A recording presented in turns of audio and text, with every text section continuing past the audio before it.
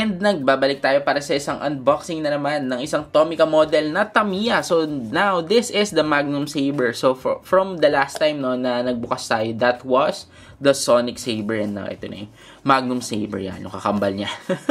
Okay. So, si Sonic Saber was on the red colorway and si Magnum Saber is much more on the bluish. No? So, inspect muna natin yung box. Yan, kita mo. Yan yung sa harapan. Same as last time. It's in Japanese. Magnum Saber. And then, yung model niya. Picture. Then, on the other side, picture as well. Sa ilalim, Japanese writing. So, we won't read those. And to help us compare kung accurate ba yung colors nitong Magnum Saber Tomica. So, meron tayo ditong scale model na actual Mini 4WD. Pero again, this is a Chowshing model. Pero, I've checked, the colors are accurate on this one. Okay? So, buksan na natin itong Magnum Saber na Tomica. So, same with the Sonic Saber. Ganun na ganun din ang kanyang packaging. Labas natin to. Okay, so compare na natin to.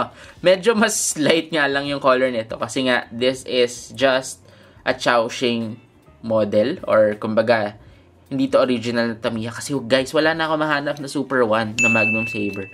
Siguro naka-collection na lang din sa ibang tao. Pero since for the sake of this video, meron akong kinuhang Chowshing brand. Right? So, tignan muna natin yung pinaka-cowl. No? So, same. It's a blue Magnum Saber nakalagay. Yes, that's correct. So, may blue din dito. Same. Blue. And then, yan. So, may black. And then, yung blue niyang design doon. And then, nakalagay dito is fully colored Mini 4WD. And then, yung colorway niya, it's the same. Pag tumingin ka sa kanan, it's number 1. It says there. Then, number 1, it says. Sa kabila, meron ding nakalagay na number 1. Ayan. One thing na nakuha nitong Magnum Saber na tama, in comparison with the Sonic Saber na nakaraan, is the wheels. So, nakita nyo, green dito, and the actual Mini 4WD, green din na 3-spoke yung kanyang wheels. Yan. And then, yung kanyang rollers, ayan, so, sige, patawarin na natin, walang black, no, na O-ring, na kagaya nung sa original or sa actual Mini 4WD. That will pass na, okay lang yan. And then, yung rollers niya dito, meron din. Ayan. Pero, same with the Sonic Saber, hindi rin naiikot yung kanyang rollers dito. Itong harapan lang. Then, yung kanyang gearbox. Ayan. Kita nyo, green. Nag-i-stick out yung mga green. Same with the Tomica 1. Green din. And another difference is, ito nakikita nyo. Ayan. So, may additional color, no? Si Tomica na model. Pero sa original, wala to. It's just white.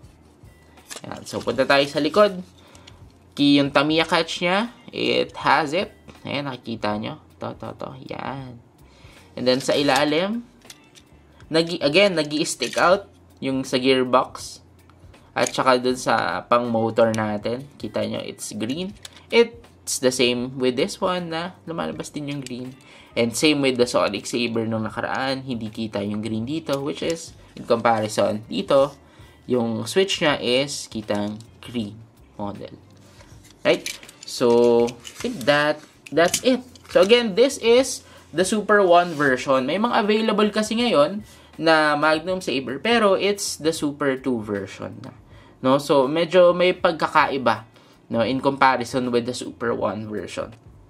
Right? So, may mga nakita pa akong ibang Tomica models din. I will try to collect them as much as possible and hahanapin ko din yung actual scale model nila para mapakita ko sa inyo yung pagkakaiba if it's the actual model, no, nakopya ba nila ng super same dun sa original model, yung Tomica, no, na version nila.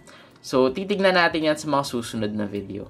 Thank you so much for watching this video. If you like this video, just click on that like button and subscribe to my channel for more stuff like this. And I'll see you on the next one.